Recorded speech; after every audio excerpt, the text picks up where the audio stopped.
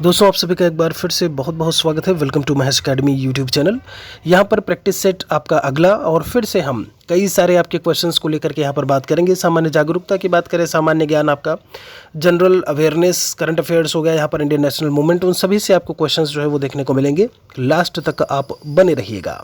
यहाँ पर हम आपको बता दें, अभी ये बात पूरी तरीके से क्लियर नहीं है कि जब हम रीजनिंग और मैथमेटिक्स की बात करते हैं तो कितने कितने क्वेश्चंस आएंगे, और वहीं इन सेगमेंट्स की अगर हम बात करें तो इनके कितने क्वेश्चन आपको देखने को मिलेंगे। आपका जो ये पेपर है वो आपका 24 तारीख को है, ध्यान रखिएगा। और अभी आपका 24 अगस्त 2023 को पूरी तरीके से तैयारी करते रहिए। कई सारे प्रैक्टिस सेट ऑलरेडी मैंने करवाए हुए हैं, तो बीपीएससी नाम की प्लेलिस्ट को आप ज़रूर चेक करिएगा। बाकी महेश अकेडमी एंड्रॉयड एप्लीकेशन पर कंप्लीट बिहार SCERT EVS जो भी MCQs हैं आंसर सहित, वो हमने जो है साथ में 4500 MCQs Bihar special updated current affair सब कुछ आपको 49 रुपये में मिल जाएगा, तो आप उसे एक बार ज़रूर चेक करें। तो अभी जैसा कि मैंने आपसे बोला कि क्वेश्चंस कितने आएंगे ये पता नहीं है। जैसे इस वाले प्रैक्टिस सेट की अगर हम बात करें तो 20 सवाल आपके गणित के दिए हुए हैं और 20 सवाल इन्होंने किसके दिए, रीजनिंग के, और फिर इन्होंने 20-20, 40 और 41 से इन्होंने जो है वो आपका GS का पोर्शन शुरू किया है। ठीक है, तो चलिए फिर देखते हैं यहाँ पर जो पहला क्वेश्चन आपसे पूछा हुआ है। तो फर्स्ट क्वेश्चन में क्या कहते हैं आपसे, कहते हैं भारत में कितने राज्य जो है वो समुद्र के किनारे हैं। ठीक है, तो इस क्वेश्चन का आंसर आपने अभी तक तो खोज ही लिया होगा। देखिए 9 राज्य हैं। 9 राज्यों की अगर हम बात करें तो गुजरात है, महाराष्ट्र है, केरल, कर्नाटक, गोवा हो गया, तमिलनाडु है, आंध्र प्रदेश है, उड़ीसा और पश्चिम बंगाल। ये 9 स्टेट्स ऐसे हैं जो कि समुद्री तट रेखा से आपके सटे हुए हैं। ठीक है, यहाँ पर दूसरे क्वेश्चन की तरफ चलते हैं। यहाँ पर लिखा है मानव शरीर में एल्वियोली गुब्बारे जैसी संरचनाएं होती हैं जो कहाँ पर मौजूद होती हैं। देखिए जब इस 42 नंबर क्वेश्चन की अगर हम बात करते हैं, ये आपका क्या लिखा, गुब्बारे जैसी संरचनाएं जो देखने को मिलेंगी ये कहाँ पे होती है, फेफड़ों के श्वसन क्षेत्र का एक महत्वपूर्ण हिस्सा होता है। किसका, जब हम लंग्स की बात करते हैं तो फेफड़ों के श्वसन क्षेत्र का एक महत्वपूर्ण हिस्सा के रूप में हमें ये देखने को मिलेगा। एक अगले क्वेश्चन में कहते हैं कौन सा कथन इनमें से आपका जो है वो गलत है या असत्य है। ठीक है, खरपतवार हटाने को निराई कहते हैं, ये बात इन्होंने लिखी है 43 में। ठीक है, आपसे बोला कौन सा गलत है, तो खरपतवार हटाना निराई कहलाता है, बिल्कुल सही है। काटी गई फसल के भूसे से बीजों या दानों को अलग करने की प्रक्रिया थ्रेसिंग कहलाती है, ये बात भी एकदम से करेक्ट है। ठीक है, फसल पकने के बाद उसे काटना निराई भी, देखिए ये निराई कहलाता है। अब जब हम इसको निराई बोल देंगे तो कटाई किसे बोलेंगे, कटाई को इंग्लिश में क्या बोलते हैं, हार्वेस्टिंग बोलते हैं। ठीक है, तो ये चीज़ ध्यान रखिएगा, बाकी चीज़ें आपकी करेक्ट हैं। आगे आपसे कहते हैं कि मानचित्र एवं लेखा जो है वो कौन बनाता है, ये किसका काम होता है।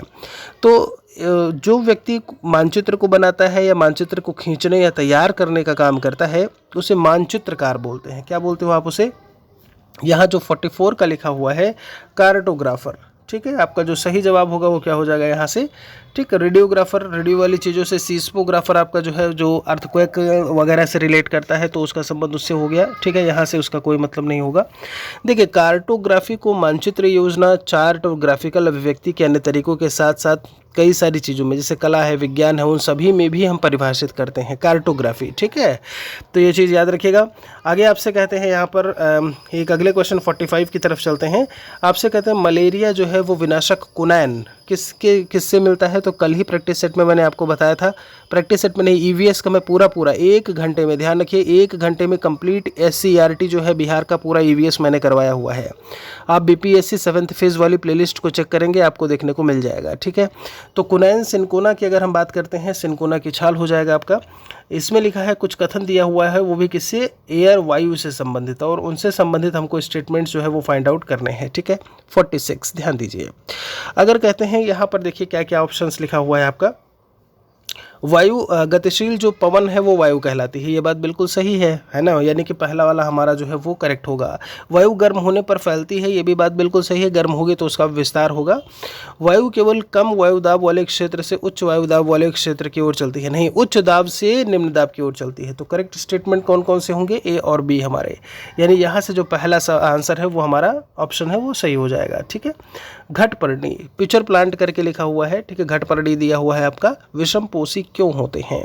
अब देखिए ना, इसमें कीटभक्षी जो चूहा और सभी को होता है अपने में क्या कर लेता है, खा लेता है, घटपरड़ी है ना। तो पिचर प्लांट आपका दिया हुआ है 47। तो अगर हम यहाँ से बात करते हैं, देखिए ये स्वपोषी और विषमपोषी दोनों ही प्रकार के जो है पोषण इनसे देखने को मिलते हैं। पिचर प्लांट हरा होता है और इसमें क्लोरोफिल होता है, बात को समझिएगा। हरा होता है, इसमें क्लोरोफिल होता है। ग्लूकोज को संश्लेषित करने के लिए प्रकाश संश्लेषण ये क्या करता है, कर सकता है। प्रकाश संश्लेषण के बाद ही तो ग्लूकोज निकलता है। तो 47 में जो हमें देखने को मिलेगा यहाँ पर तीसरा, उन्हें मृदा से नाइट्रोजन नहीं मिलता। और आपको पता है इसी नाइट्रोजन की प्रतिपूर्ति के लिए वो क्या करते हैं, वो फिर कीटभक्षी जो चीज़ें होती हैं, कीट वाली चीज़ें, उनको क्या करते हैं, अपने पोषक तत्व के रूप में प्राप्त करते हैं। या फिर यूं कह सकते हैं कि ये कीटभक्षी पौधे नाइट्रोजन की कमी वाले मिट्टी में जो है वो उगते हैं। कौन? Pitcher plant. इसीलिए वो नाइट्रोजन जैसे पोषक तत्व प्राप्त करने के लिए कीड़ों को खाते हैं। ठीक है, तो आपको बात समझ में आ गई होगी कि ये स्वपोषी भी होते हैं और विषमपोषी क्यों बन जाते हैं, क्योंकि इन्हें नाइट्रोजन की ज़रूरत होती है। ठीक है, चांगपा जो है के बारे में निम्नलिखित में से कौन सा कथन आपका असत्य दिया हुआ है? देखिए भाई, चलिए देख लेते हैं। चांगपा घुमंतु लोग हैं, देखिए बकरियां और सारी चीज़ें। 48 की अगर हम बात करें तो 48 नंबर की यहाँ पर लिखा है असत्य है। घुमंतु लोग होते हैं, बात बिल्कुल सही है। बकरियां ही इनका सबसे बड़ी पूंजी होती हैं। अच्छा जी, हमेशा एक जगह पर टिक कर रहने वाली जनजाति है। जब आपने ऊपर इनको घुमंतु बता दिया है, ध्यान दीजिएगा, तो फिर यहाँ पर एक जगह टिकने की कोई बात ही नहीं हुई। बात समझ रहे हैं आप? तो यहाँ पर जो ये असत्य वाला स्टेटमेंट है, ये आपका कौन सा हो जाएगा? ये ध्यान दीजिएगा। चांगपा की अगर हम बात करें तो चंपा अर्ध, ध्यान दीजिए, खाना बदोश तिब्बती लोग होते हैं। कहाँ के? तिब्बती लोग होते हैं। मुख्य रूप से आप इन्हें लद्दाख देखोगे, लद्दाख एरिया में जो है ये पाए जाते हैं। ठीक है, और पशुओं को पालना, उनकी उपज जैसे दूध हो गया, उत्पाद, बाल, मांस हो गया, उन सभी का क्या करते हैं, बिक्री करते हैं, उसका उपभोग करते हैं ये सारे लोग। ठीक है, आगे चलते हैं। इसमें 49 में लिखा है बिहार राज्य की सीमा से किस देश की सीमा जो है वो जुड़ी हुई है? तो आप देखोगे पूर्व की तरफ, अगर हम देखें तो आपका पूर्व की तरफ, देखिए मैं एक एक करके बता देता हूँ। जब हम ईस्ट की बात करते हैं तो ईस्ट में हमें क्या मिलेगा देखने को, पश्चिम बंगाल वाला इलाका। ठीक है, 3 जो है वहाँ के जो ज़िले हैं वो उससे सटे हुए हैं। यूपी की बात करें तो यूपी आपका जो है वो आपको वेस्ट में देखने को मिलेगा, जहाँ से 8 ज़िले सटे हुए हैं। जब हम साउथ की बात करते हैं तो साउथ में आपको जो है वो झारखंड देखने को मिलेगा, जहाँ पर 8 ज़िले जो है वो सटे हुए हैं। किससे? बिहार से। वहीं अगर हम बात करें उत्तर की तरफ तो उत्तर आपका जो है आपको देखने को मिलेगा नेपाल। तो आंसर तो नेपाल हो जाएगा, जहाँ पर 7 जो है 7 जिले आपके सटे हुए हैं। ठीक है, चलिए बहुत अच्छी बात है। इतनी बातें आपको बहुत अच्छे से समझ में आ गई होंगी। आगे क्या कहते हैं इसमें 50 नंबर में, हिमालय पर चढ़ना है, पहाड़ पर चढ़ने की ट्रेनिंग लेना चाहता हूँ, इसके लिए मैंने एक संस्था नेशनल इंस्टीट्यूट ऑफ माउंटेनियरिंग। चलिए भाई, कहते हैं ये किस जिले में है, बस समझ रहे हैं आप? तो अगर हम पर्वतारोहण नेहरू संस्थान की अगर हम बात करते हैं तो उत्तराखंड के काशी में है। कहाँ पे है? उत्तराखंड के काशी में है। उत्तराखंड करके आप ये उत्तरकाशी करके आप लिख देते हो तो सही जवाब यहाँ से क्या हो जाएगा? तीसरा हो जाएगा। चलिए स्थापना को लेकर के नोट कर लीजिए, 14 नवंबर 1965 को इसकी स्थापना हुई थी। ठीक है, और यहाँ पर यह भी ध्यान रखिएगा 1965 मैंने बोला। इस संस्थान का गठन भारत के प्रथम प्रधानमंत्री जवाहरलाल नेहरू की इच्छा का सम्मान करने के लिए किया गया था। ठीक है, प्राचीन काल में नाथुला का रास्ता किस नाम से जाना जाता था? प्राचीन काल की बात की है 51 में। तो भारत की ओर से जो नाथुला दर्रा है वो गंगटोक से लगभग, ठीक है, सिक्किम गंगटोक से लगभग 54 किलोमीटर ईस्ट में यानी पूर्व में स्थित है। चीन और भारत के बीच में समझौते के द्वारा जो है कहीं ना कहीं यहाँ पर चौकियाँ जो है वो स्थापित हैं और इसे हम सिल्क मार्ग बोलते थे। क्या कहते थे? तो सिल्क और पहाड़ी मार्ग दोनों ही देखने को मिलेंगे, एक नहीं है, सिल्क और पहाड़ी दोनों ही हैं। ठीक है, तो नोट करिएगा भाई ये 51 का तीसरा answer, grand old man of India, तो उसमें नाम किसका आता है? दादा भाई नौरोजी जी का आता है। ठीक है, जब बात करें तो इंडियन नेशनल कांग्रेस का 1886 का सेशन हुआ था कलकत्ता में, वहाँ के ये पहले पारसी अध्यक्ष थे। कौन थे? पारसी थे। ठीक है, 1886, grand old man of India. चलिए खरपतवार के बारे में सही कथन का इनमें से आपको चयन करना है। खरपतवार के बारे में चलिए भाई चयन कर लेते हैं। ठीक है, 53 की अगर हम यहाँ से बात करें तो खरपतवार बिना बोए अपने आप ही खेतों में उग आते हैं, ये बोला हुआ है इन्होंने। अच्छा जी, देखिए आपका सही कथन बोला हुआ है, तो ये बात बिल्कुल सही है। हम खरपतवार बोते तो हैं नहीं, ये बात तो आप जानते हो, ये अवांछित होते हैं। खरपतवार को क्या बोलते हैं हम लोग? हम लोग वीड बोलते हैं, WEED, वीड बोलते हैं इसे इंग्लिश में। तो ये अवांछित पौधे होते हैं जिन्हें हमें चाह जिनकी नहीं होती है, लेकिन फिर भी ये क्या होते हैं, उगाते हैं, चाहे फसल बो ना बो सभी के साथ में उगाते हैं। ठीक है, अवांछित हैं क्योंकि वो सूर्य के प्रकाश, पानी, हवा, स्थान सभी के लिए क्या करते हैं, प्रतिस्पर्धा कर रहे होते हैं। वो भी कहते हैं कि हम बढ़ेंगे, है ना, हम बढ़ेंगे। चलिए पहला आंसर हो गया आपका। तो देखिए इसमें अगर हम बात करें तो अच्छा, आपके यहाँ पर ABCD में ऑप्शंस दिया हुआ है और देख लेते हैं इसमें। ठीक है, तो ये बात तो क्लियर हो गई कि अवांछित होते हैं। खरपतवार को खेत से निकालना ज़रूरी होता है, ये बात भी बिल्कुल करेक्ट है, यानी A और B दोनों हमारा सही हो गया। चलिए आगे कहते हैं, खरपतवार फसल के लिए दिए गए खाद पानी का उपयोग कर फसल की उपज कम कर देती है। ये बात भी सही है, लेकिन पूरे हद तक ये सही नहीं है। आगे क्या कहते हैं, खरपतवार फसलों की उपज को प्रभावित नहीं करती, ये तो गलत बात लिखा हुआ है। देखिए तो A, B और C कहीं ना कहीं अगर हम बात करें तो तीनों ही यहाँ पर करेक्ट लग रहे हैं। ठीक है, लेकिन फसल के लिए दिए गए खाद पानी का उपयोग कर फसल की उपज कम कर देती है, ये बात भी यहाँ से सही होनी चाहिए, बिल्कुल होना चाहिए जो है यहाँ से। ठीक है, तो आप ABC तीनों लगाइएगा, कोई दिक्कत नहीं है, क्योंकि कहीं ना कहीं फसल की उपज को प्रभावित करती हैं ये। तो A और B और C तीनों दिया हुआ है, थर्ड हमारा यहाँ से आंसर हो जाएगा। ठीक है, आपसे कहते हैं, अगर आपके कपड़ों ने आग पकड़ ली है तो सुरक्षा की दृष्टि से इनमें से क्या सही ऐसे में नहीं होगा। देखिए क्या सही नहीं होगा। अगर हम इस 54 नंबर क्वेश्चन की बात करते हैं, अगर आग पकड़ लेती है तो देखिए है कहाँ, जहाँ आप जहाँ है वहाँ रुक जाइए, फर्श पर लेट जाइए, अपने हाथ से अपना चेहरा ढक लीजिए, इन सब चीज़ों के बारे में बताया गया है। तो चारों तरफ दौड़ना नहीं है आपको। तो ये जो 54 का फोर्थ ऑप्शन है गलत है आपका। ठीक है, यह हटा दो आप यहाँ से। राज्य द्वारा संचालित स्कूल किस लिए होते हैं, देखिए कूट की मदद से आपको आंसर करना है, इसमें भी आपका कूट वाला दिया हुआ है। ठीक है, तो अगर हम इस 55 नंबर क्वेश्चन की बात करते हैं तो कई सारे ऑप्शंस इसमें दिए हुए हैं, उनके बारे में भी देख लेंगे। चलिए अभी पहले ये देख लेते हैं। ताकि सभी बच्चों को पढ़ने लिखने का मौका मिले, ये तो बहुत अच्छी बात है। ताकि सिर्फ समुदाय, गलत है ये। ताकि सिर्फ गरीबी रेखा, गलत है ये। सिर्फ वाली बात गलत हो गई। सभी को एक दूसरे से कुछ ना कुछ सीखने का मौका मिले, बस यही A और D लगा दीजिए, कोई दिक्कत नहीं है। ठीक है, आप लास्ट वाले ऑप्शन में A और D देखेंगे, एकदम से सही। दार्जिलिंग जो है वो किस राज्य में है, तो अगर हम 56 की बात करें तो आप सभी बहुत अच्छे से जानते हो कि वेस्ट बंगाल में है। ठीक है, शिवालिक पर्वतमाला की अगर हम बात करें, ध्यान दीजिए, शिवालिक पर्वतमाला के लघु हिमालय में स्थित है आपका ये। ठीक है, और ये आपका अगर हम विश्व स्तर पर बात करें तो चाय के लिए फेमस है, तो वेस्ट बंगाल लगाइएगा दार्जिलिंग। बिहार के प्रथम मुख्यमंत्री का नाम आपसे पूछा हुआ है, तो मैं कई बार बता चुका हूँ, आज फिर से जान लीजिए। 1946 से लेकर के 1961 तक इन्होंने काम किया था, और श्री बाबू और बिहार केसरी के नाम से जाने जाते हैं। दो नाम जानिएगा, एक बिहार केसरी और एक क्या नाम बोला मैंने, श्री बाबू। ठीक है, तो इनमें नाम जो आएगा वो श्री कृष्ण सिंह जी का आएगा, श्री बाबू और बिहार केसरी।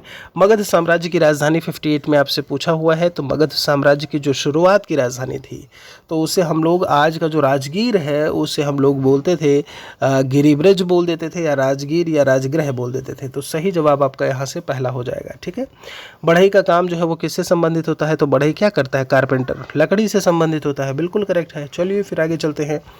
आपसे 60 नंबर में 23.5 डिग्री उत्तरी अक्षांश का प्रचलित नाम आपसे पूछा हुआ है। देखिए 23.5 डिग्री उत्तरी अक्षांश है, तो 23.5 डिग्री जो दक्षिणी अक्षांश रेखा होती है उसे हम लोग क्या बोल देते हैं, उसे हम मकर रेखा बोलते हैं। उत्तरी अक्षांश रेखा जो है वो कर्क रेखा कहलाती है। भूमध्य रेखा या विषुवत रेखा जो है, भूमध्य रेखा या भू के को मध्य से डिवाइड करने वाली रेखा, जिसे इक्वेटर बोलते हैं, ये आपकी क्या होती है, 0 डिग्री रेखा होती है। ठीक है, तो ये सब सारी चीज़ें आप अच्छी तरीके से याद रखिएगा। अगर हम भारत की बात करें तो कर्क रेखा भारत के 8 राज्यों से होकर के गुजरती है। ठीक है, लिखिएगा भाई कमेंट में, 8 राज्यों से होकर के गुजरती है, तो 8 स्टेट्स कौन कौन से हैं जरा लिखिएगा, देखते हैं कौन कौन बताता है यहाँ पर कमेंट में। 8 स्टेट्स कौन कौन से हैं। कहते हैं कौन पानी के साथ घोल बनाता है, पानी के साथ घोल। देखिए ग्लूकोज, चीनी, नमक, ये सब क्या करते हैं, जल के साथ में घोल बनाते हैं, या जल में ये विलेय होते हैं। तो यहाँ पर नमक की बात कर लें, सही है, एकदम से करेक्ट है, नमक लगा दीजिए इसमें। फुली हुई पूड़ी तेल में तैरती है क्योंकि, क्यों तैरती है भाई, चलो ये भी अच्छी बात है, बहुत अच्छा सवाल है। 62 नंबर क्वेश्चन, तो इसलिए तैरती है क्योंकि पूड़ी में भाप भरा हुआ होता है। आप समझ रहे हो, उसमें वाष्प होता है पूरी तरह। अगर हम बात करें तो जो पूड़ी का घनत्व होगा वो तेल के घनत्व से कम होता है, उसका तेल के घनत्व से कम होना ही क्या होता है, तभी तो वो तैरती है। अगर उसका घनत्व ज़्यादा होगा किसका, पूड़ी का, तो तुरंत वो डूब जाएगी तेल में। ठीक है, चलिए, तो आपका सही जवाब क्या हो जाएगा कि उसमें वाष्प भरी हुई होती है। तो सही जवाब यहाँ पर क्या है, पूरी में ये हो गया आपका। ठीक है, हाँ, ये भाप और हवा ये सब अंतर होता है, ये भी ध्यान रखिएगा। हवा भरी हुई होती है, वाष्प होती है ठीक है, ये सब चीज़ें ध्यान रखिएगा कि किसमें क्या वो है। कुछ प्लास्टिक ऐसे होते हैं जिन्हें एक बार में सांचे में ढाल दिया जाता है तो उन्हें ऊष्मा देकर गर्म नहीं किया जा सकता है। ऐसे प्लास्टिक क्या कहलाते हैं? 63 की अगर हम बात करें, देखिए, एक बार आपने ढाल दिया फिर उन्हें जो है हम गर्म करके नरम नहीं कर सकते। ये थर्मोसेटिंग पॉलीमर होते हैं। क्या होते हैं? Thermosetting polymer. तो 63 का जो सही जवाब होगा यही थर्मोसेटिंग प्लास्टिक कहलाता है। तो सही जवाब यहाँ से आप क्या लगा देंगे? पहला लगा देंगे, थर्मोसेटिंग प्लास्टिक या थर्मोसेट। अच्छा, एक इसमें उदाहरण की बात करें तो बैकेलाइट जो है वो इसी प्लास्टिक का एक उदाहरण है, बैकेलाइट। ठीक है, आपसे कहते हैं कि मनुष्य दीवार पर बल लगाकर उसे विस्थापित करने में असमर्थ होता है, तब वह क्या कर रहा होता है? 64 में देखिए, उसमें कोई कार्य तो हो नहीं रहा है। देखिए, कार्य क्या होता है? बल गुणे विस्थापन, W is equal to F into D होता है। जब तक विस्थापन ना हो, बल आप कितना भी लगा लो, आप बैठे हो, आप जोर लगा रहे हो, है ना, किसी भी दीवार में, तो कह रहे हो कार्य हो रहा है, नहीं, जब तक उसमें विस्थापन नहीं होगा तब तक वो कार्य नहीं कहलाएगा। तो इन दैट केस वहाँ पर उस समय क्या होगा कि कोई भी कार्य वह नहीं कर रहा होता है। जब वो उसे विस्थापित करने में असमर्थ है तो कोई भी कार्य नहीं होगा। ठीक है, तीसरा लगाइएगा आंसर। टीबी से बचने हेतु कौन सा टीका इनमें से सही है? तो 65 की अगर हम बात करें तो वैसिलस कॉलमेटिक गोरिन करके होता है, वैसिलस कॉलमेटिक गोरिन करके BCG टीका बोलते हैं इसे। ठीक है, टिटनस के लिए हम लोग क्या करते हैं? DTT टीका होता है, और ये होता है BCG टीका यहाँ के लिए। वक्तव्य दिया हुआ है, इस पर विचार करना है। चलो भाई कर लेते हैं विचार, क्या क्या विचार करना है। ABCD में ऑप्शंस भी दिया हुआ है। ठीक है, अगर हम 66 नंबर क्वेश्चन की बात करें, ठीक, ध्यान दीजिएगा, अगर हम 66 की बात करते हैं तो कहते हैं इनमें से बताइए, सूक्ष्म जीवों द्वारा संदूषित भोजन से खाद्य विषाक्तन हो सकता है। संदूषित भोजन से खाद्य विषाक्तन मतलब जो फूड पॉइजनिंग बोलते हैं जिसको इंग्लिश में, ये हो सकता है। तो ये तो संभव है, बिल्कुल करेक्ट है भाई। तेज धूप में रखी ब्रेड पर कवक आक्रामक, देखो ये नहीं होता है। धूप अगर होगी तब फिर कवक कहीं से भी हमला नहीं कर सकते, वो तो नमी वाले स्थानों पर होते हैं ना, धूप में कहाँ होते हैं।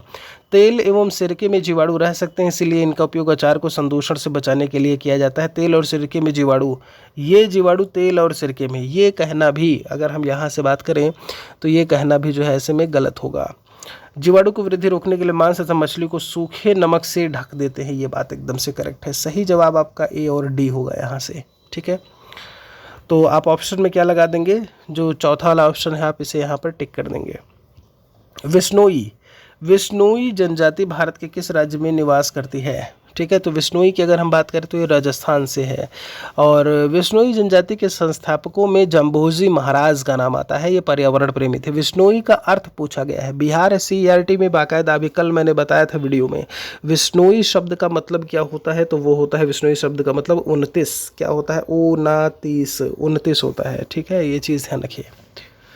आगे चलते हैं, भारत के किस राज्य में सर्वाधिक बारिश होती है? तो आप सभी लोग बहुत अच्छे से जानते हो, मेघालय, मौसिनराम, चेरापूंजी की जब हम बात करते हैं, विश्व में सर्वाधिक बारिश यहीं होगी। दक्कन का पठार कहाँ स्थित है? तो दक्कन का पठार की अगर हम बात करते हैं तो दक्षिण भारत में हमें देखने को मिलेगा। कहाँ पे? भारत में ही है, वो भी दक्षिण भारत में। ठीक है, सही जवाब हमारा तीसरा होगा। फिर से कथनों पर विचार करने के लिए बात किया हुआ है। ठीक है, और फिर कूट दिया हुआ है। अगर हम 70 नंबर क्वेश्चन की यहाँ से बात करें, चलिए भाई कूट भी देख लेते हैं। तो अलग अलग ऑप्शंस में आपके क्या कहते हैं, जैसे पहला ऑप्शन दिया हुआ है इन्होंने कि जब एक ही किस्म के पौधे किसी एक स्थान पर बड़े पैमाने पर उगाए जाते हैं तो इसे फसल कहते हैं। ये बात तो बिल्कुल सही है। आप धान पे क्या करते हो? एक ही किस्म के पौधे कई बड़े पैमाने पर उगाते हो, धान की खेती हो गई, है कि नहीं? फसल बोलते हो धान की फसल। गेहूँ भी ऐसे ही करते हो, मक्का भी ऐसे ही करते हो आप। नेक्स्ट, गेहूं की फसल का अर्थ है कि खेत में उगाए जाने वाले सभी पौधे गेहूं के हैं। ये बात भी बिल्कुल से करेक्ट है? देखिए, आप कूट और देख के परेशान कभी मत होइएगा, आप ऑप्शन को ध्यान से पढ़ेंगे, बहुत अच्छे से आपको आंसर मिल जाएगा। जिन्हें वर्षा ऋतु में बोया जाता है और रबी की फसल, नहीं भाई, बारिश में रबी की फसल नहीं होती है। अब इस समय बरसात का मौसम है और धान का फसल, ये खरीफ का मौसम चल रहा है आपका। बात समझ रहे हो? धान की बुआई इस समय रोपाई हो चुकी है, तो वो आपका, मैं अगस्त जुलाई की बात कर रहा हूँ, अभी जून लास्ट के बाद से जुलाई और इधर तक में, ठीक है, जुलाई तक में बुआई ही थी आपकी। तो ये बात गलत है। शीत ऋतु में उगाई जाने वाली फसलें खरीफ होती हैं, तो शीत ऋतु वाला भी बात यहाँ से कहीं ना कहीं गलत हो गया, आप समझ गए जो है, ठीक है। तो इसको भी हटा दो। तो ऑप्शन आपका कौन कौन सा सही होगा, पहला और दूसरा आप सही कर दीजिएगा। तो यहाँ से ए और बी आपका जो लिखा हुआ है वही सही है। नोवाक जोकोविच जो है वो किस खेल से संबंधित हैं, तो ये सर्बिया के हैं और पेशेवर क्या हैं, टेनिस खिलाड़ी हैं। ध्यान दीजिएगा इनके नाम अगर मैं बात करूँ तो 22 ग्रैंड स्लैम पुरस्कार जो है इन्होंने जीता हुआ है, कुल मिलाकर के 93 ATP एकल खिताब इन्होंने जीते हुए हैं, ठीक है। तो ये किससे है भाई, टेनिस कहा गया, लगा दो यहाँ से, सर्बिया के खिलाड़ी हैं। घेंघा रोग की अगर हम बात करते हैं तो घेंघा रोग किससे संबंधित है, जबड़ा, पेट, आँख और गर्दन दिया हुआ है, ठीक है। तो अगर हम यहाँ से बात करें घेंघा रोग में व्यक्ति के कहाँ पर सूजन आ जाती है, देखो ऐसे नहीं दिया है, समझिए। आप जानते हो थायराइड ग्लैंड जो है उसको प्रभावित करती है घेंघा, और घेंघा की हम जब बात करते हैं तो वो गला यानी कि गर्दन से संबंधित होती है, ठीक है। किस शहर में लिंगराज मंदिर है, तो ये उड़ीसा के भुवनेश्वर की अगर हम बात करें तो वहाँ पर हमें लिंगराज मंदिर जो है वो देखने को मिलेगा। एक हिंदू मंदिर है लिंगराज मंदिर। तो कहाँ लगाएंगे आप, भुवनेश्वर लगा दीजिएगा, पहला आंसर। आगे चलते हैं, इसमें वक्तव्य दिया हुआ है, कारण और आपका जो है उनमें से कथन है ना, कि ये कथन है और एक कारण है, तो वही आपको बताना है। चलो भाई देख लेते हैं, इसमें से भी बिल्कुल घबराइएगा नहीं, बहुत अच्छे से समझा देंगे हम आपको। देखिए एक होता है कथन, असर्शन बोलते हैं उसको, और एक होता है कारण यानी कि रीज़न। तो मैंने कथन में क्या बोला, मैंने कहा कि ध्रुवीय भालू के शरीर पर बालों की एक मोटी परत होती है, ये स्टेटमेंट मैंने दे दिया, ठीक है। अब मैंने उसका कारण क्या बताया, कारण बताया ये कि ध्रुवीय भालू के बाल उन्हें कड़ाके की ठंड से बचाते हैं, ये बात मैंने बोली। तो यार ये बात तो बिल्कुल सही है, एक मोटी परत होती है और इसलिए ही होती है, नेचर ने दिया हुआ है क्योंकि वो ठंड से बचे रहें। तो हम क्या बोलेंगे कि ये स्टेटमेंट भी सही है, ये स्टेटमेंट भी सही है, और जो ये रीज़न है वो इसका जो असर्शन है उसको सही तरीके से उसकी व्याख्या करता है या बताता है।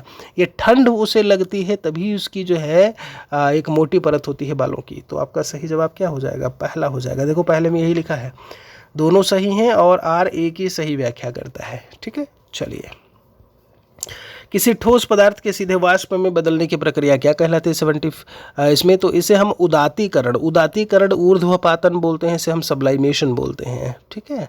जैसे शुष्क बर्फ की बात करें, नेफ्थलीन है आपका जो है ठोस बर्फ, शुष्क बर्फ क्या होता है, ठोस बर्फ होता है, ठोस कार्बन डाइऑक्साइड। तो आपका जो सही जवाब होगा ये उदातीकरण होगा, इंग्लिश में सब्लाइमेशन लिख दिया है। देखिए अब इसीलिए कहते हैं आप ऊर्ध्वपातन, कई बच्चे हैं तो वो कहते हैं कि ठीक है हम हिंदी में याद कर लिए, क्या करना है अंग्रेजी में आएगा। तो अगर आपको सब्लाइमेशन याद नहीं रहा होता तो आप उदातीकरण में तो फंस गए होते कि ये क्या होता है, ऊर्ध्वपातन तो दिया ही नहीं है इसमें, और आप आंसर क्या लगा देते हैं। तो इसलिए इंग्लिश और हिंदी दोनों को लेकर के चलिए भाई। किसने यूट्यूब पर प्रतिस्पर्धी वॉच शुरू किया है, चलो भाई 76 की अगर हम यहाँ से बात करते हैं तो फेसबुक ने 9 अगस्त 2017 को देखिए वॉच प्लेटफॉर्म उसी ने लॉन्च किया है। एक क्या है आपका नया वीडियो प्रोग्रामिंग प्लेटफॉर्म है वॉच। आप में से बहुत कम बच्चों को ये पता होगा, तो इसे आप नोट करिए, किसका है, फेसबुक का है आपका ये। और कहते हैं कि ये प्लेटफॉर्म वॉच जो है गूगल के स्वामित्व वाले यूट्यूब के साथ प्रतिस्पर्धा करेगा, ये कहा गया है, ठीक है। लेकिन गूगल है कि नहीं, और गूगल का ही क्या प्रोडक्ट है, यूट्यूब गूगल का ही है, और फेसबुक कहीं ना कहीं टक्कर देने में लगा हुआ है उससे। चलिए आगे चलते हैं।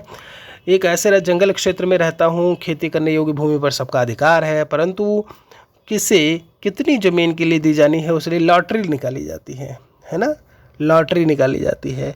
तो अगर हम इस खेती को लेकर के यहाँ पर बात करते हैं तो बारी बारी से लॉटरी निकल रही होती है, और अभी मुझे एग्जैक्टली याद नहीं आ रहा है, उस भूमि को एक नाम दिया जाता है, एक हिस्सा जो होता है ना, अभी एकदम से दिमाग से समझिए निकल गया है ना। तो ये लॉटरी फार्मिंग जो होती है वो कहाँ पे होती है, मिज़ोरम में होती है, ये बात नोट करिए पहले, मिज़ोरम में होती है, जिसमें एक परिवार का चयन किया जाता है और उन्हें खेती करने के लिए वन भूमि का एक हिस्सा जो है वो दिया जाता है। यह ज़मीन पूरे गाँव की होती है, ध्यान रखिएगा, और बारी बारी से भूमि पर खेती करते हैं, ठीक है। कल्पना करें कि आप चांद की सतह पर खड़े हैं, तो ऐसे में क्या होगा भाई, चलो आप पूरी पृथ्वी को देख पाएंगे, 78 में दिया हुआ है, ठीक है। ये होता है आप पृथ्वी को आंशिक रूप से देख पाएंगे, पूरी पृथ्वी आप नहीं देख सकते, ये आंशिक रूप से वाली बात एकदम से करेक्ट है। पृथ्वी को नहीं देख पाएंगे ये कहना भी गलत है, महान की दीवार को पूरी तरह से देख पाएंगे, ठीक है। तो सतह पर खड़े हैं, तो आपका क्या होगा, जो सही जवाब होगा, ध्यान दीजिएगा, क्योंकि जब हम बात करें चंद्रमा तो पृथ्वी के साथ ज्वारीय रूप से आपका बंधा हुआ है, इसीलिए चंद्रमा का एक ही भाग हमेशा पृथ्वी के सामने आपको दिखाई देगा, हमें आंशिक रूप से वो चीज़ देखने को मिलता है। ठीक है, डेंगू बीमारी कैसे होती है, तो डेंगू बीमारी कौन करता है, ये है ये जब हम मादा एडिस मच्छर की बात करें उन्हीं के कारण होता है ये, तो तीसरा लगा दीजिएगा एडिस मच्छर। ठीक है, यहाँ पर 80 नंबर में कहते हैं विचार करें सही उत्तर। चलो भाई ये भी विचार कर लेते हैं, ABCD में दिया हुआ है। तो पहले 80 नंबर क्वेश्चन की अगर हम बात करें, यहाँ से देख लेते हैं ऑप्शंस में क्या क्या लिखा है। कहते हैं जो लोग बोल और सुन नहीं सकते वह अपनी बातें दूसरों को इशारे से समझाते हैं, तो ये बात बिल्कुल करेक्ट है भाई। जो लोग बोल कर सुन नहीं सकते वह दूसरों की बातें हमेशा उनके होठों को देखकर पूरी तरह से समझ जाते हैं। लोग बोल कर सुन नहीं सकते तो होठों को देख करके, सुन नहीं सकते तो होठों को देख कर, ये बात भी करेक्ट है। सबकी तरह जो बच्चे बोल सुन नहीं सकते उन्हें सरकारी विद्यालय में दाखिला नहीं, ये गलत बात है, दाखिला नहीं दिया, सुन नहीं सकते तो में ही नामांकन किया जाता है, ये बात भी गलत है। तो आपका स्टेटमेंट क्या सही होगा, ये और भी सही होगा, पहला लगा दीजिएगा। 1 माइक्रोमीटर जो है वो किसके बराबर होता है, अगर हम 81 की यहाँ से बात करें तो 1 माइक्रोमीटर 10⁻⁻6 मीटर के बराबर होता है। कितना, 10⁻⁻6 मीटर। कितना बोला मैंने, 10⁻⁻6 मीटर। अब चूंकि तो ऑप्शन में नहीं है तो आप हो सकता है ये लगा दो, नहीं तो आप चेंज करो ना, इसमें हो सकता है कोई ऑप्शन इनमें से मिल जाए। तो अगर हम मीटर को मिलीमीटर में चेंज करें तो 1000 से मल्टीप्लाई करेंगे, ऑब्वियसली कितने से मल्टीप्लाई करोगे, 1000 से, तो 10⁻6 इंटू 10⁻3, यही तो होता है 1000। देखो 10 की घात 3 लिखा है, मतलब 1000 लिखा है। तो ये ऊपर वाला 3 और ये वाला 3, ये प्लस और माइनस माइनस हो गया आपका, तो घटेगा तो कितना आएगा, 10⁻⁻3, वो भी किस में, मिलीमीटर में। तो कहीं ऐसा है मिलीमीटर, वो भी नहीं दिया हुआ है, चलिए कोई दिक्कत नहीं। अब जब हम 10⁻³ मिलीमीटर बोलते हैं तो 10⁻³ को और क्या लिख सकते हैं, आइए देख लेते हैं। 10⁻³ मिलीमीटर को और क्या लिख सकते हैं, तो इसे हम लिख सकते हैं 0.001, ये मिलीमीटर लिख सकते हो आप कि नहीं लिख सकते हो, क्योंकि पॉइंट के आगे आप इसको अगर चेंज करोगे तो ये 10⁻³ ही आएगा, ये 1, 2 और ये 3। ठीक है, तो कहीं है आपका ऑप्शन में बिल्कुल दिया हुआ है, तो मिलीमीटर दिया हुआ है आपका 81 का जो दूसरा है वो सही जवाब हो जाएगा। स्वस्थ मनुष्य देखिए भाई कितनी बार धड़कता है, तो ये 72 बार धड़कता है, आप भी जानते हो। कार्डियोग्राफ या कार्डियोग्राम बोलते हैं उसको, जो इसको मापता है। त्वरित संचालक उच्च भवनों को बचाता है, तो जो बिजली आती है ना आसमान से उसी से बचाता है, तो 83 का तीसरा लगा दीजिएगा। बायोगैस क्या होता है भाई, किसका किसका मिश्रण है बायोगैस की, अगर हम बात करते हैं 84 में, तो ये बायोगैस के मुख्य घटक की बात करें तो उसमें मुख्य घटक मीथेन होता है, CH4 बोलते हैं, इसे मार्स गैस के नाम से भी जानते हैं। ठीक है, तो 45 से लेकर के 70% तक मीथेन होता है, 30 to 45% तक कार्बन डाइऑक्साइड होता है। इसमें क्या क्या लगाओगे, मीथेन और कार्बन डाइऑक्साइड। फिर से जान लीजिए, मीथेन 45 से लेकर के 70% तक और कार्बन डाइऑक्साइड 30 to 45% तक होता है। ठीक है, तो जैसा कि मैंने बोला मार्स गैस और इसे गोबर गैस के नाम से भी जानते हैं। लौह पुरुष किसे कहा जाता है, 85 आप सभी बहुत अच्छे से जानते हो। पहले गृह मंत्री या उप प्रधानमंत्री में नाम सरदार वल्लभ भाई पटेल जी का ही आता है, और इनकी सबसे ऊंची मूर्ति 182 मीटर की स्टैचू ऑफ यूनिटी है, जो कि सरदार पटेल जी की ही प्रतिमा है, और इन्हें भारत का बिस्मार्क भी कहा जाता है और लौह पुरुष भी कहते हैं। तो कई सारे जवाब आंसर आपको यहाँ से मिल गए। सरदार वल्लभ भाई पटेल आपका आंसर जो है होगा। भारत का नेपोलियन किसे कहा जाता था उस समय की अगर हम बात करें तो एक इतिहासकार रहे हैं VA स्मिथ महोदय, उन्होंने समुद्रगुप्त को भारत का नेपोलियन कहा। समुद्रगुप्त का लोकप्रिय जो है वीणा वादक शासक था। लोकप्रिय वीणा वादक क्या है, वीणा वादक अगर कभी आपसे पूछता है तो याद रखिएगा। और इनके दरबारी कवि में समुद्रगुप्त की अगर हम बात करें, आंसर लगाइएगा समुद्रगुप्त। ये कौन है, भारत का नेपोलियन। अगर आपसे कोई दरबारी कवि के बारे में पूछता है तो उनका नाम हरिश्रेण था, और हरिश्रेण की एक कृति है, एक पुस्तक है प्रयाग प्रशस्ति, उसे भी याद रखिए यहाँ से। ठीक है, 86 हो गया। 87 पर चलते हैं। यहाँ पर वक्तव्य दिया हुआ है, कथन निदर्शन रीजन। चलो भाई ये भी देख लेते हैं, आओ पहले तो यहीं पर चलते हैं, अभिव्यक्ति और इस पर। कभी कभी जुताई से पहले खेतों में खाद डाली जाती है, ये बात इन्होंने बोली। अच्छा जी, जुताई के समय खाद डालने से खाद मिट्टी से भली भांति मिल जाती है, बात तो बिल्कुल सही है। देखो अगर हम जुताई से पहले खाद डाली जाती है, ये बात बिल्कुल से करेक्ट है, ये सही है, और इसलिए करते हैं ऐसे में कि हम बाद में जब जुताई करें तो वो भली भांति उसमें मिल जाए। तो ए और आर दोनों सही हैं, और ये इसकी व्याख्या भी करता है, तुरंत पहला लगा देंगे यहाँ से भी, है ना। देखिए भाई, लाल ग्रह जो है वो किसे कहते हैं, तो लाल ग्रह मंगल को कहते हैं, है ना। मंगल ग्रह को लाल ग्रह और पृथ्वी को क्या बोलते हैं, नीला ग्रह बोलते हैं। देखिए मंगल ग्रह यानी कि मार्स के दो आपके सैटेलाइट्स हैं, फोबोस और डेमोस, ये भी याद रखिएगा। शुक्र ग्रह सबसे चमकीला होता है, और शुक्र ग्रह जो है वो सौर मंडल का सबसे गर्म ग्रह भी है, ठीक है। बिहार बंगाल से अलग कब हुआ, बिहार जो है वो बंगाल से अलग कब हुआ, तो जो बंगाल से जब अलग हुआ तो बिहार का आप जानते हो बिहार दिवस मनाते हैं हर वर्ष 22 मार्च को। कब मनाते हैं, 22 मार्च को। 22 मार्च 1912 का समय था जब ये घटना हुई थी, तो बंगाल से अलग हुआ था, ठीक है। कौन सा पठार सबसे ऊंचा और सबसे जटिल है, 90 नंबर 90 नंबर में आपसे पूछा हुआ है। तो सबसे ऊंचा और सबसे जटिल जो है वो तिब्बती पठार होगा। कौन सा है, ये तिब्बती पठार आप यहाँ से लगा दीजिएगा। इसे विश्व का छत भी बोलते हैं। ऊष्मा विकिरण को मापने के लिए किसका उपयोग करते हैं, तो 91 की अगर हम बात करें, कैलोरीमीटर, ऑडोमीटर, अल्टीमीटर दिया हुआ है। देखिए कैलोरीमीटर विकिरण, ये जो लिखा हुआ है कैलोरीमीटर विकिरण, इसे हम लोग बोलोमीटर भी बोलते हैं। क्या बोलते हैं, बोलोमीटर, ठीक है, ये याद रखिएगा, बोलोमीटर या कैलोरीमीटर लिखा हुआ है। आगे चलते हैं, जैसे अल्टीमीटर दिया हुआ है तो इसे तुंगता मापी बोलते हैं। अल्टीमीटर क्या करता है, ये ऊंचाई को मापता है, ठीक है। ऑडियोमीटर क्या करता है, तो इसका उपयोग व्यक्ति की श्रवण सीमा को मेजर करने के काम में आता है, ठीक है। जैसे एक क्रोनोमीटर लिखा हुआ है, तो क्रोनोमीटर क्या करता है, समुद्र के नाविकों द्वारा जो है ये यूज़ में आता है, और टाइम प्रकार से, टाइम के लिए हम इसे कहीं ना कहीं यूज़ में लाते हैं, किसको, क्रोनोमीटर को। तो बाकी ऑप्शंस को भी हमने बता दिया है, याद रखिएगा। सामान्यतः चींटियाँ एक सीधी रेखा में चलती हैं, कारण क्या है इसका, तो 92 की अगर हम बात करें तो ये उनके गंध का अनुसरण कर रही होती हैं, और आगे नेता चींटी चल रही होती है, ठीक है। तो ये क्या करते हैं, गंध का अनुसरण। बी लगाइएगा। दूसरा, सबसे बड़े किले का नाम आपसे पूछा हुआ है, तो सबसे बड़ा किला की अगर हम बात करें तो ये भारत और एशिया का सबसे बड़ा किला चित्तौड़गढ़ का किला है। 180 मीटर की पहाड़ी की ऊंचाई पर जो है चित्तौड़गढ़ किला। लगाइए भाई तीसरा तुरंत खट से यहाँ पे, ठीक है। और इसका निर्माण अगर मैं बात करूँ तो किले का निर्माण 7वीं सदी में मौर्य साम्राज्य या मौर्यों के द्वारा किया गया था, ठीक है। अच्छा, चित्तौड़गढ़ का जो किला है इसे पानी का किला भी कहते हैं, अलग से नोट कर लो आप इसे, ठीक।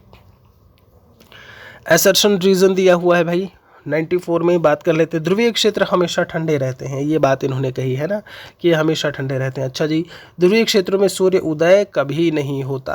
अब इन्होंने ये बात कह दी। देखिए अगर हम यहाँ से बात करें तो ये जो कभी नहीं होता, ये बात तो गलत हो गई यार।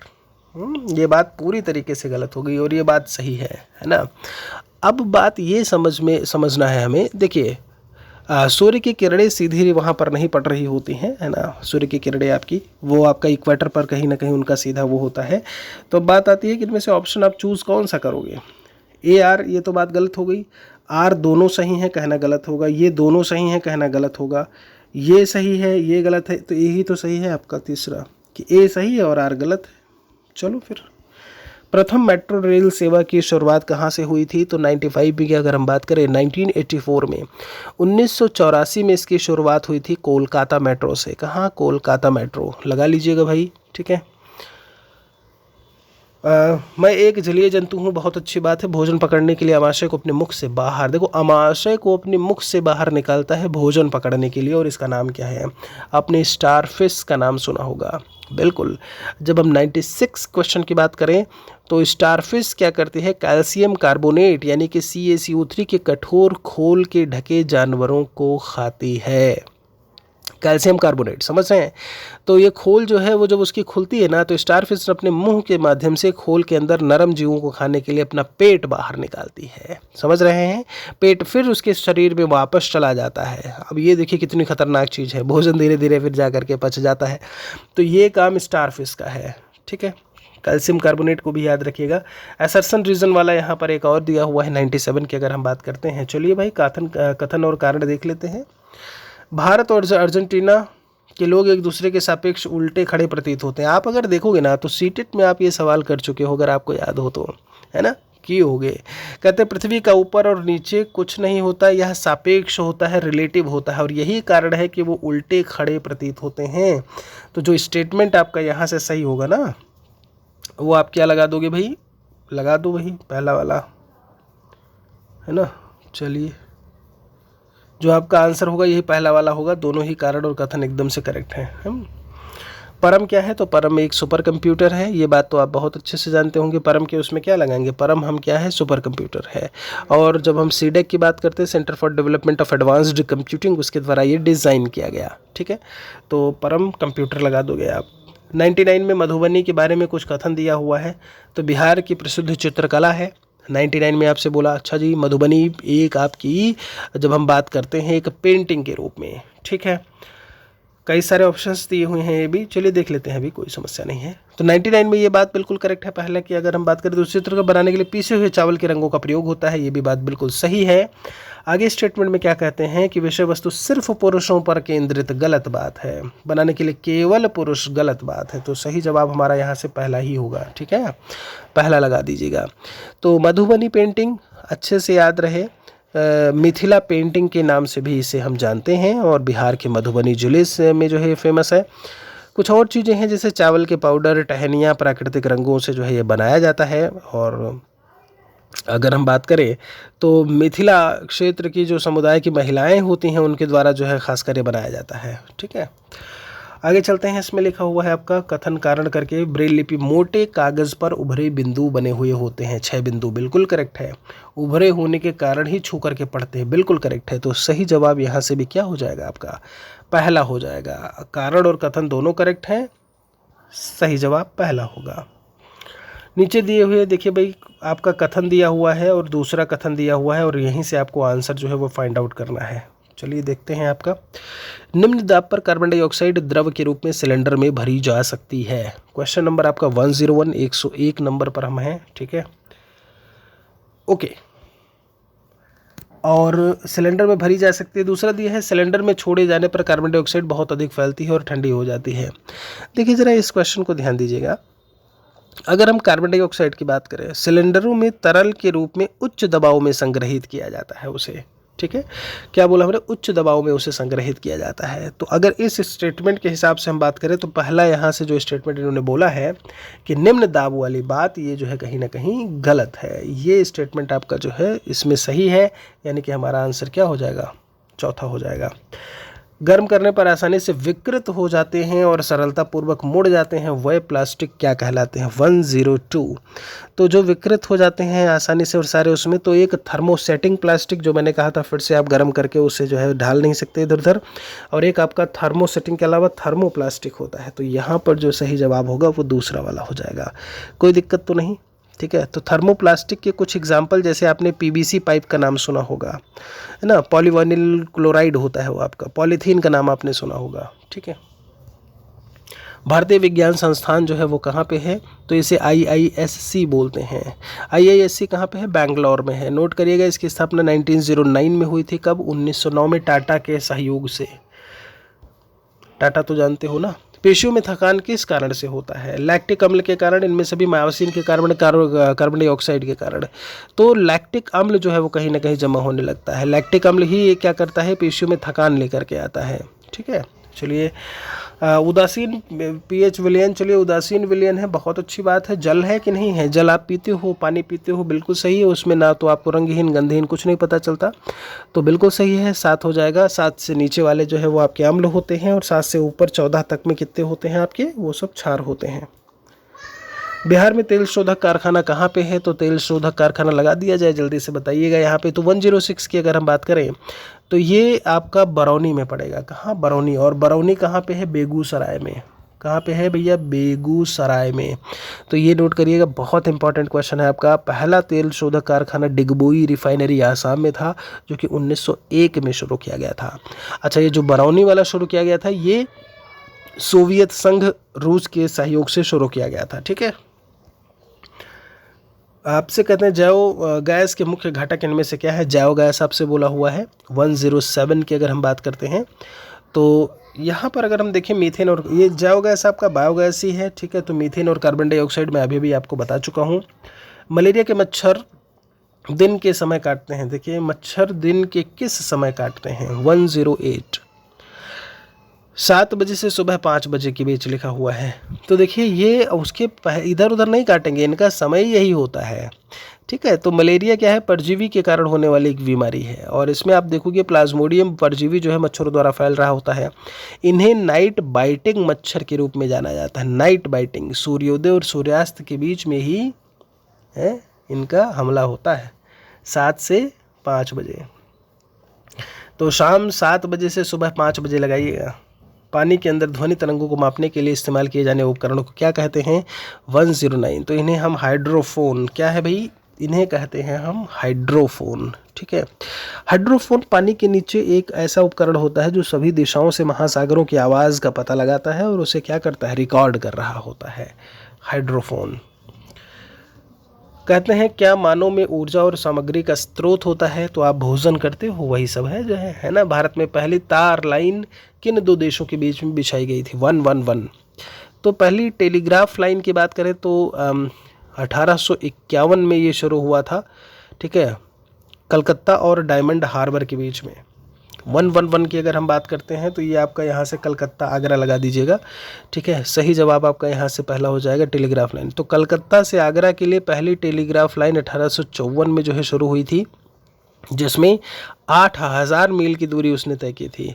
और इसके पहले जैसे मैंने बोला कि अक्टूबर 1851 में कलकत्ता से डायमंड हार्बर के बीच हुगली में जो है वो शिपिंग मार्ग के लिए सबसे पहले खोला गया था। उसके बाद ही ये चीज़ आगरा और कलकत्ता में जो टेलीग्राफ लाइन है वो देखने को मिली। आगे क्या कहते हैं? जंगल अधिकार कानून दिया हुआ है और उसके तहत आपसे बोला हुआ है कि इनमें से करेक्ट स्टेटमेंट बताइए। 112 में 2009 में पारित किया गया। कहते हैं ये कानून 2009 में आया। कानून के अनुसार जो लोग कम से कम 50 साल से जंगल में रहते हैं, जंगल की ज़मीन पर हक है। अच्छा जी, जंगल बचाने का काम ग्राम सभा का है। ये बात इन्होंने यहाँ पर बोली हुई है। तो अगर हम यहाँ से बात करें जो है तो कुछ बातें हैं जो नोट करिए आप यहाँ से। ठीक है, आंसर क्या होगा? तो आंसर आपका केवल ये सी वाला सही है। अब मेरी बात ध्यान से सुनिए। जब हम वनों के बचाने को लेकर के बात करते हैं तो ये अधिनियम आपका 2009 में नहीं आया था। ये कब आया था? आपका 2006 में आया था। ये बात क्लियर हो गई होगी अभी। अधिनियम के अनुसार जो लोग कम से कम 25 वर्ष तक वन में रह रहे हैं उनका वन भूमि और उसकी उपज पर अधिकार होगा। और यहाँ क्या हुआ था? 50 वर्ष लिखा हुआ है, जबकि वो 25 है। बाकी बात आपको समझ में आ गई होगी, है ना। चलिए आगे इसमें वक्तव्य आपका दिया हुआ है, कथन और आपका कारण दिया हुआ है। कथन कारण की बात कर लेते हैं। चलो फिर से। लोग एक अंतरिक्ष यान में भी पृथ्वी के खिंचाव को महसूस करते हैं। ये बात इन्होंने लिखी यहाँ पे, अंतरिक्ष यान में, है ना। फिर आगे है कि अंतरिक्ष यान पृथ्वी के चारों ओर घूमता है। ये बात भी इन्होंने लिखी हुई है। तो जब हम इन ऑप्शंस की बात करें जो यहाँ पर लिखा है, देखिए लोग एक अंतरिक्ष यान में पृथ्वी की ओर खिंचाव महसूस करते हैं। तो कभी आप बैठते हो अंतरिक्ष यान की, इन्होंने बात की है। अब जब वो अंतरिक्ष में चला गया तो एक जरा गैस करो आप, अंतरिक्ष स्पेस कहाँ होता है? ये ग्रेविटेशनल जितना एरिया है ना पृथ्वी का, गुरुत्वाकर्षण का क्षेत्र, ये उससे बाहर का एरिया स्पेस का होता है, स्पेस का होता है। तो वहाँ पर इसके खिंचाव का क्या मतलब है? कोई मतलब नहीं है। फिर तो आप गुरुत्वाकर्षण क्षेत्र से बाहर चले गए हो, है ना। एस्केप वेलोसिटी का आपने नाम सुना होगा ना, पलायन वेग का, शायद 11.2 किलोमीटर पर सेकंड के हिसाब से वो होता है। अगर उतनी स्पीड से किसी भी वस्तु को अगर आप फेंकते हो पृथ्वी से ऊपर की तरफ तो वो गुरुत्वाकर्षण क्षेत्र से बाहर चली जाती है और ऐसे में फिर वो वापस पृथ्वी पर कभी नहीं आएगी। ठीक है, और ये वाला यान चारों ओर घूमता है, तो ये बात बिल्कुल सही है। आर वाला सही है तो सबसे लास्ट वाला लगा दीजिएगा। ठीक है, ऑस्ट्रेलिया की बात की हुई है, पाइप डालकर पानी पीते हैं, है ना। सारी कहानी दी हुई है, ज़मीनें गहरी होती हैं। तो क्या लगाओगे? रेगिस्तानी ओक लगाओगे यहाँ पे। 114 की अगर हम बात करें, आप बहुत अच्छे से इसका आंसर करके आए हो। तो इसे रेगिस्तानी ओक या बलूत या शाह बलूत बोलते हैं। ठीक है, बलूत या शाह बलूत या रेगिस्तानी ओक। भारत के किस प्राचीन नृत्य शैली को सादिर कहा जाता है? 115 की बात की जाए तो भरतनाट्यम नृत्य शैली लगाइएगा तुरंत। भरतनाट्यम कहाँ से है? भरतनाट्यम कहाँ से है बताएगा कोई? चलिए देखते हैं कौन लिखता है ऐसे में। तो सादिर बोलते हैं और सादिर नाट्यम जो है करके भी इसे हम कह देते हैं या बोलते हैं। आगे चलते हैं इसमें। उस ग्रह का नाम बताइए जो सौर मंडल से अन्य ग्रहों से विपरीत दिशा में चलता है। देखो भाई, अन्य ग्रहों से विपरीत दिशा में जो चल रहा है 116, शुक्र और यूरेनस को छोड़ करके। ध्यान दीजिए, यूरेनस और शुक्र भी इसमें शामिल है, वीनस बोलते हैं, ठीक है, ये उल्टा घूमते हैं बस हैं। कुछ फूलों का प्रयोग सब्जियों के रूप में होता है। चलिए भाई, सही चयन करिए किसका। कचनार का तो यूज़ करोगे ही करोगे, आप करते हो ना कचनार। कच्ची कली कचनारी तुरंत डेर लागे रे हारी, क्यों? तो कचनार भी है, सहजन भी है, केला भी है, इन सभी को तो यूज़ मिलाते हो आप। 117 का आंसर क्या हो जाएगा? तो उत्तर प्रदेश के लोग कचनार के फूलों की सब्जियां जो है बनाकर खाते हैं। केरल के लोग केले और फूलों की सब्जियां खाते हैं। महाराष्ट्र के लोग सहजन के फूल के पकौड़े जो है बहुत पसंद करते हैं। तो कहाँ पे क्या फेमस है वो भी मैंने आपको बता दिया है। चलिए भाई, ये क्या आया? ये आया आपका मछली परोसी गई। क्या है? जहाँ पर नारियल में तेल में बनी हुई मछली। तो ये कहाँ पे है? गोवा लगाया जाए, जल्दी से बताइए। बिल्कुल सही है, गोवा में ही आपका फेमस है। आगे चलते हैं। इसमें किसने कहा असंभव शब्द मूर्खों की डिक्शनरी में पाया जाता है? असंभव शब्द मूर्खों की डिक्शनरी में पाया जाता है। महान विजेता नेपोलियन बोनापार्ट के शब्द थे, ठीक है। कहते हैं फ्रांसीसी सैन्य और राजनीतिक नेता था। ध्यान दीजिएगा, तो आपका जो करेक्ट आंसर है वो नेपोलियन लगा दीजिएगा। 119 का आंसर जो है वो चौथा हो जाएगा। 120 में आपका कथन और कथन 1 और कथन 2 दिया हुआ है। चलिए इनकी भी हम बात कर लेते हैं, है ना। 120 नंबर क्वेश्चन में क्या कहते हैं भाई? पर्याप्त ऊंचाई पर वायु इतनी ठंडी हो जाती है कि इसमें उपस्थित जलवाष्प पर्याप्त ऊंचाई पर जलवाष्प संघनित होकर छोटी छोटी बूंदों, जिन्हें कि जल कणिका कहते हैं, में परिवर्तित हो जाता है। ये बात बिल्कुल सही है। जब वाष्पीकरण होकर के द्रव जो है वाष्पीकृत होता है तो सीधी सी बात है गैस वो हल्का होगा ऐसे में, और गैस जब हल्की होती है तो ऊपर की तरफ जाएगी, भारी होगी तो गुरुत्वाकर्षण के प्रभाव में नीचे आती है, ऊपर जाएगी। ऊपर का माहौल मौसम ठंडा, तभी तो आप जाते हो पहाड़ों की तरफ, है कि वहाँ ठंडा होता है।